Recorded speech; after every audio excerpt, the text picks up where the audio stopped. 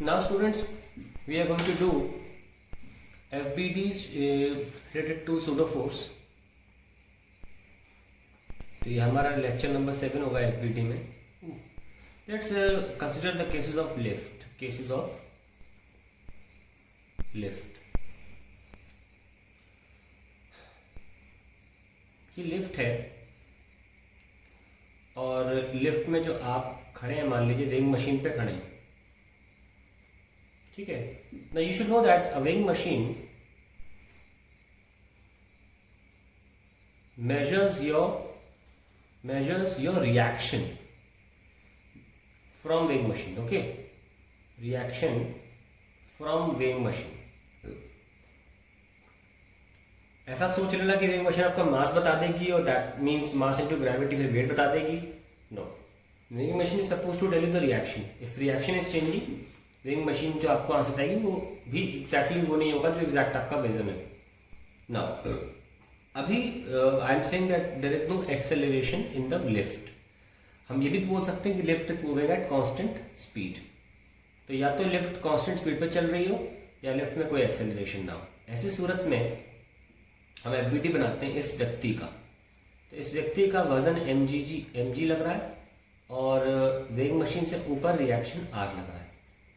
So r equals to mg, यानी कि इसको ट्रू वेट मिल रहा है by the weighing machine. So weighing machine is giving you the true weight. But अगर मैंने लिफ्ट को एक्सेलरेट कर दिया तो क्या होगा?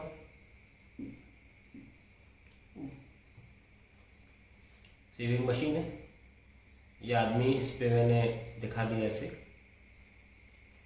और वेइंग मशीन मान लीजिए ऊपर जा रही है लिफ्ट ऊपर जा रही है किसी एक्सेलरेशन a के साथ. तो अब हम इसको बाहर निकाल के इसका आदमी का पॉइंट दिखा के एफबीटी बनाते हैं. ये mg है, ये रिएक्शन है, ठीक है. और क्योंकि एक्सेलरेटेड फ्रेम है ये लिफ्ट, हम एक्सेलरेटेड फ्रेम में सूडो फोर्स लगा सकते हैं. और सूडो फोर्स मैंने क्या बताया था आपको? सूडो फोर्स था mass of body into acceleration of frame, यही था. तो नीचे एक ऐड हो जाएगा क्योंकि, और कहाँ लगता है? Opposite to frame. फ्रेम जिस तरफ एक्सेलरेट कर रहा है उसके अपोजिट लगेगा, तो नीचे लग जाएगा ma. ऐसी सूरत में अब ये कोई मूव नहीं कर रहे हैं. सूडो फोर्स लगाते हुए मान लेते हैं कि स्टेशनरी है. क्यों? क्योंकि हमने सूडो फोर्स कब लगाया? जब हम फ्रेम में थे. फ्रेम में आदमी वेइंग मशीन पर स्टेशनरी है कि मूव कर रहा है? स्टेशनरी है. जब स्टेशनरी है, रुका हुआ है, तो फिर क्या करते हैं? ऊपर इक्वल टू नीचे फोर्सेस, दाएं इक्वल टू बाएं, मतलब बैलेंस कर देते हैं फोर्सेस, यानी कि R equals to ma plus mg. So R क्या हो जाएगा? m कॉमन ले लीजिए, a प्लस g. हमने क्या सीखा? That when lift goes up, the weight feels to be higher. अब मान लीजिए ये आदमी जो है वो लिफ्ट में है और लिफ्ट अब नीचे जा रही है.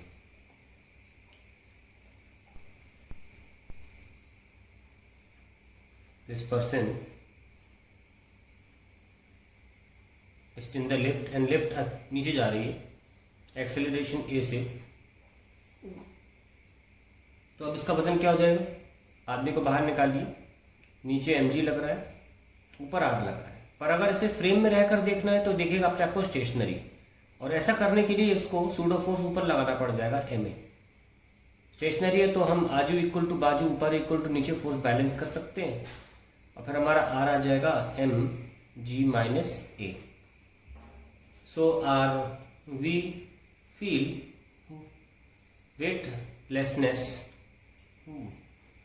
weightlessness when we come down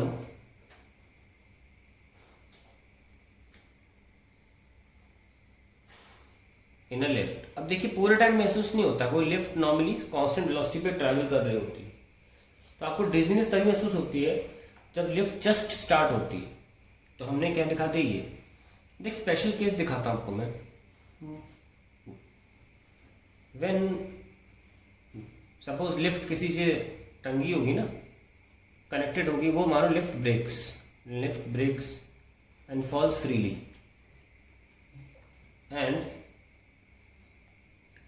freely ऐसे केसेस में आपका जो वेट होगा, जो कि रिएक्शन होता है, वो क्या हो जाएगा, G माइनस जी, 0। जब फ्री फॉल कर रहे होते हैं तो वेटलेसनेस, पूरी वेट 0 हो जाता है। इसको बहुत अच्छी तरीके से देखा जा सकता है। मान लीजिए एक बॉटल है और आप उसमें पानी भर दीजिए, प्लास्टिक की बोतल मान लीजिए, और पानी भर दीजिए उसमें। अब क्या है कि इसमें छेद कर दीजिए तो पानी बाहर गिरेगा। क्यों गिरेगा? ग्रेविटी की वजह से। ग्रेविटी है ना, तभी तो बुला रही है। और आप छेद करने के बाद आप जरा इस बॉटल को छोड़ दीजिए, फ्री फॉल कराइए, ये पानी गिरना बंद हो जाएगा। जानते हैं क्यों? क्योंकि अब ग्रेविटी इस पर लग नहीं रही। मास तो 0 नहीं है ना, एक्सेलरेशन इसका 0 हो जाएगा। इसकी वजह से there will be no weight of the body, पानी गिरना बंद हो जाएगा। बहुत फेमस एक्सपेरिमेंट है, बहुत लोग कराते हैं इस तरह का एक्सपेरिमेंट, जिससे ये साबित होता है वेटलेसनेस। ठीक है, this is all about lift and lift questions. Now अब हम एक केस लेके चल रहे हैं, उससे सारी संभावनाएं क्लियर हो जाएंगी। लिफ्ट में पुली लगाएंगे हम, और फिर हम इसके एक्सप्रेशंस देखेंगे कैसे सॉल्व करने हैं। पहले ऐसे कि हम मान लीजिए नॉर्मल पुली सॉल्व करते हैं, क्या प्रॉपरली डिफरेंस देख पाए। नॉर्मल पुली देखिए, नॉर्मल पुली कैसे काम करती है। ये फिक्स्ड पुली है, ये लीजिए, और ये हमारे पास मास मान लीजिए m1 है, और ये हमारा मास जो है वो m2 है। अगर हमें सॉल्व करना तो ये एटवुड मशीन है ना, बताया था हमने, एटवुड मशीन। इसमें हम इक्वेशंस कैसे लगाए थे? ब्लॉक का mg नीचे आ गया था, m1g टेंशन ऊपर, मान लेते हमने माना था m2 is greater than m1। तो फिर क्या करेगा, ये एक एक्सेलरेशन से किसी एक्सेलरेशन से ऊपर जाएगा। तो इक्वेशन क्या लिखे थे? t जीत गया, ये लिखे थे, क्योंकि ऊपर जा रहा है। तो t minus m1g is equals to m1a, ये पहली इक्वेशन लिखी थी। और अगर हम m2 की बात करें तो नीचे m2g, ऊपर टेंशन, पर बॉडी नीचे आ रही, उसी एक्सेलरेशन से भी हमें साबित किया था, पहले किया हुआ केस है। तो minus T is equals to m2, ये सेकेंड इक्वेशन। ऐसे हमने कुछ किया था। पर अगर मान लीजिए पूरा का पूरा सेटअप एक लिफ्ट के अंदर डाल दिया जाए, तब क्या होगा? ठीक है, ये नहीं बनाना चाहिए था। हाँ, अब देखिए लिफ्ट के अंदर डाल दिया हमने। अब क्या किया जाए? और लिफ्ट मूव कर लीजिए, मान लीजिए किसी a1 एक्सेलरेशन से। तो अगर हम लिफ्ट में बैठकर देखना चाहते हैं तो हम सूडो फोर्स लगा देंगे, क्योंकि लिफ्ट के रिस्पेक्ट में ही केवल ये नॉर्मली मूव कर रही है इस तरीके से। तो m1 m2 तो है ही, तो अब क्या होगा इसमें? ये आ जाएगा m1g जैसा था, ये आ जाएगा t जैसा था। ओके, सूडो फोर्स लगा दीजिए। कहाँ लगाओगे? ऊपर है ना, नीचे लगा दो सूडो फोर्स, नीचे m1a1 लगा दिया। अब आप ये कहिए कि finally there is some motion happening. Motion तो हो रहा है, पिछले केस की तरह रुकी हुई नहीं थी बॉडी, मोशन तो हो रहा है। तो वो आपको लिखना ही है जैसे पहले लिखा था m1a। अब लेकिन इक्वेशन कैसे बनेगी? t minus m1g minus m1a1 equals to m1a। तो t minus m1g is equals to m1a plus a1, ये हमने कॉमन ले लिया। ये हमारी पहली इक्वेशन हो जाएगी। ठीक है, नाउ अब दूसरे ब्लॉक के लिए बनाना है, वहाँ पे जगह नहीं थी तो हम यहाँ कर लेते हैं। ये लिफ्ट है और इसके अंदर हमने पुली टांग रखा है। ठीक है, इसको m1 बोल रहे हैं, इसको m2 बोल रहे हैं। और लिफ्ट जो है वो ऊपर जा रही है। कहाँ जा रही है लिफ्ट? लिफ्ट जा रही है ऊपर जा रही है लिफ्ट। ठीक है, a1 एक्सेलरेशन से।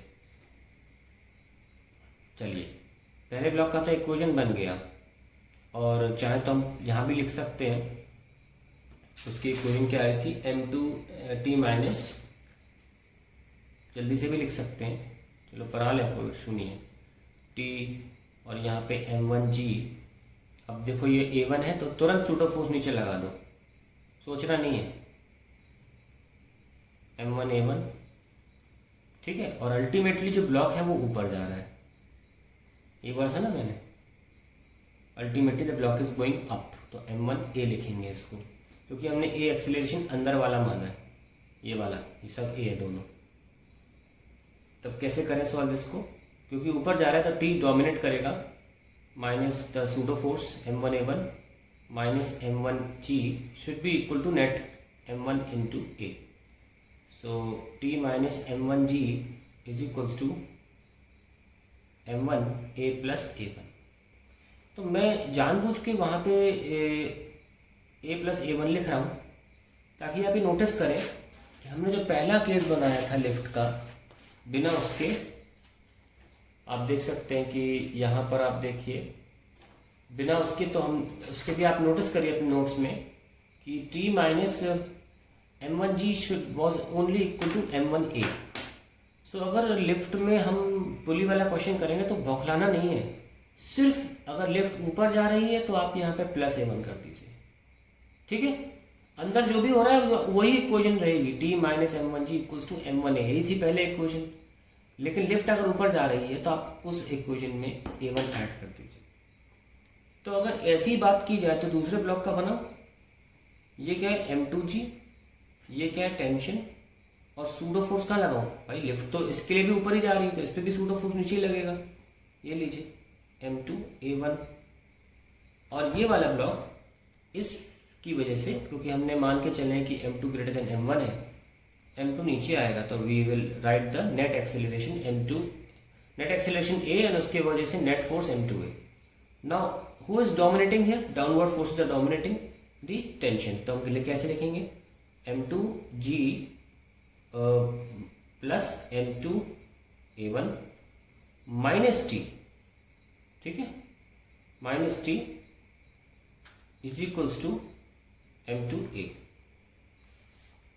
तो हमने ये दोनों लिख लिए, m2g plus m2a1 is equals to this. So we have m2a1 m2g minus t is equals to m2a minus a1। ये हमारा अगला टर्म आ गया। तो अब हम इनको सॉल्व करके आपके लिए एक्सेलरेशन निकाल सकते हैं। So now we have the two equations, t minus m1g is equals to m1a plus a1, और दूसरी इक्वेशन क्या बनाई थी हमने, m2g minus t is equals to m2a minus a1।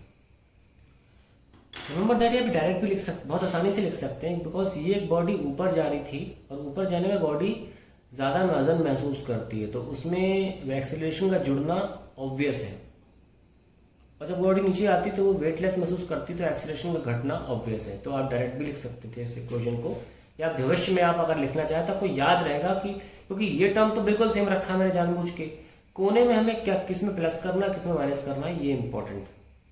ये बॉडी नीचे जा रही थी। अब आइए सॉल्व करते हैं इनके एक्सेलरेशन के लिए, टी कैंसिल कर दीजिए, we'll get m2 minus m1 into g, ये टी कैंसिल हो गया, और यहाँ पे m1a है ना, प्लस हमने ऐड ही तो किया है, प्लस m2a, a वाले अलग कर लिए, plus m1a1 minus m2a1। So we have m2 minus m1g is equals to m1 plus m2 into a plus m1 minus m2 into a1। ध्यान रखिएगा कि हमेशा जो एक्सीलरेशन फ्रेम का ऐसे सवालों में दिया रहता है, यानी कि जिसमें a1 है ना वो गिवन क्वांटिटी है, इसलिए हमें तो a निकालना है, तो इसको यहाँ ले आइए आप, माइनस का m1 minus m2 into a1 is equals to m1 plus m2 into a।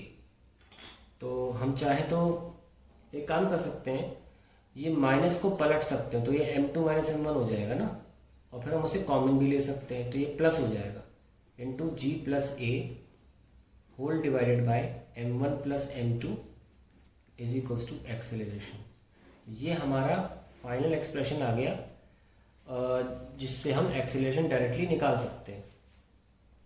ये डेरिवेशन है, आपको क्या पता लंबा लगे, लेकिन जब भी न्यूमेरिकल्स आएंगे तो स्टेप बाय स्टेप सॉल्व होते चले जाएंगे और फिर ऐसा आपको नहीं महसूस होगा कि ये इतना बड़ा फॉर्मूला आ गया। कोई रटना नहीं है, एक प्रोसीजर बता दिया है आप लोग को, तो आप इसमें वैल्यूज डाल के देख सकते हैं किसी भी सवाल की, और आपको ये दीजिएगा कि ये इससे भी आपका डायरेक्ट आंसर आ सकता है। आप बस थोड़ा सा याद रख लें कि पुली है और कौन सी ऊपर जा रही है बॉडी, कौन सी नीचे जा रही है लियर में, इसलिए मैं अगला जो क्वेश्चन करूँगा उसमें मैं ये फॉर्मूले से नहीं करूँगा सॉल्व, ठीक है, मैं उसे प्रोसीजर तरीके से करूँगा। ये प्रोसीजर समझाने के लिए, फॉर्मूला रटवाने के लिए नहीं, गिरट लो और कल को एग्जाम में आए तो वैल्यू डाल देना, वो थोड़ा सा रिस्की मामला हो जाएगा।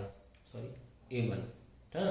तो please remember that when ever you get a question solve it manually, not by the formula, क्योंकि हमको ये बात ध्यान रखनी पड़ेगी कौन सा ब्लॉक ऊपर गया कौन सा ब्लॉक नीचे गया, और फिर हम इसमें कंफ्यूज हो सकते हैं, ठीक है।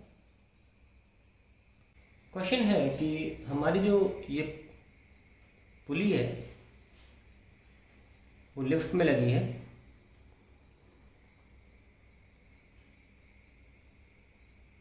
ये बॉक्सेस हैं, ठीक है, और the lift is going by an acceleration of g/10 ऐसे बोला गया है, और हमको यहाँ पर जो फोर्स होगा इस वाली स्ट्रिंग पे वो निकालना है, यानी कि ये t होता है, ये भी t होता है, ये कितना 2t। सो हमको 2t की वैल्यू सॉल्व करनी। शुरू करें। ये मासेस दे रखे हैं 1.5 kg और ये 3 kg। शुरू करते हैं। तो ये भाई यहाँ तो आ गया 1.5 into gravity, acceleration to the gravity, और ये क्या हो गया टेंशन t, और ये ब्लॉक जो है सबसे आखिरी में सूडो फोर्स लगाते हैं, ठीक है, क्योंकि ये हल्का है और ये भारी है, तो ये मान के चलें यही ऊपर जा रहा होगा, तो ये ऊपर जा रहा है 1.5 A। अब सूडो फोर्स कहाँ है, ये वाला, ये लगा दो नीचे, इसमें ऐड कर दो 1.5 इंटू g/10 हो गया ऐड। अब जरा इक्वेशन लिखें कि भाई t डोमिनेट कर गया क्योंकि the block was actually moving up, minus ये दोनों फोर्स माइनस होंगे, 1.5g प्लस 1.5 इंटू g/10, ये बराबर होगा 1.5 A के। सो t माइनस, फिर 1.5 इंटू 10 इज 15, माइनस करना चाहिए था या ब्रैकेट लगाना चाहिए था मुझे, ठीक है, कोई बात नहीं, माइनस लगा दिया मैंने। 1.5 और ये 10 से 10 कैंसिल हो गया, तो we have 1.5 is equals to 1.5 A। So t minus 16.5 is equals to 1.5 A। ये मेरी फर्स्ट इक्वेशन आ गई। अब बारी आती है सेकंड ब्लॉक की। सेकंड ब्लॉक की बात करें तो ये कितना है 3g, ये टेंशन t, और अल्टीमेटली ब्लॉक नीचे जा रहा है 3a एक्सेलरेशन से नीचे जा रहा है, और सूडो फोर्सेस में लगा दें 3 इंटू g/10, वो तो नीचे लगेगा ना, क्योंकि पूरी लिफ्ट पे तो एक्सेलरेशन ऊपर है फ्रेम का, तो दोनों बॉक्सेस पे नीचे लगेगा। भाई आप चाहे ऊपर जाते ब्लॉक को देखें या नीचे जाते ब्लॉक को देखें, सूडो फोर्स दोनों पर नीचे क्यों लगेगा, क्योंकि लिफ्ट एज अ फ्रेम ऊपर जा रही है। तो अब इक्वेशन लिखते हैं, कौन डोमिनेट कर गया, नीचे के फोर्सेस, क्योंकि ये ब्लॉक नीचे जा रहा है। So will write 3g plus 3g/10 minus t is 3a। तो ये फिर से कैंसिल हो गया, 3 times 30 33 minus t is equals to 3a। तो भाई ये हमारा दूसरी इक्वेशन भी हो गई। अब आपके या तो आप डायरेक्टली, या तो आप क्या करो, a को कर लो एलिमिनेट, क्योंकि हमें तो अल्टीमेटली t निकालना है ना, a मत निकालो, डायरेक्टली क्या करो t निकालो। सो क्या करेंगे, सबसे पहले ये 1.5 दे रखा है,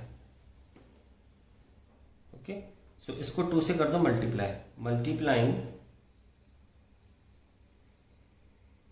इक्वेशन 1 बाय 2, तो कितना जाएगा 2t माइनस 33 इज 3a, और फिर दूसरी इक्वेशन ये हो जाएगी हमारी थर्ड इक्वेशन। अब हम सेकंड और थर्ड कर सकते हैं सॉल्विंग सेकंड एंड थर्ड। कैसे, let's see. 2t minus 33 is equals to 3a और 33 minus T is equals to 3a। हम इसको सब्ट्रैक्ट करेंगे, नहीं तो टी कैंसिल हो नहीं, ऐड कर दीजिए। हाँ सब्ट्रैक्ट करेंगे ताकि ए कैंसिल हो जाए, ए कैंसिल हो जाएगी, ध्यान नहीं दिया मैंने। सब्ट्रैक्ट करिए, माइनस प्लस माइनस कैंसिल हो गया है, तो 2t प्लस टी क्या होगा 3t, और ये कितना होगा 66 इक्वल्स टू 0। ठीक है, so we have t equals to 22। तो अल्टीमेटली हमारा 2t कितना आएगा 44 न्यूटन।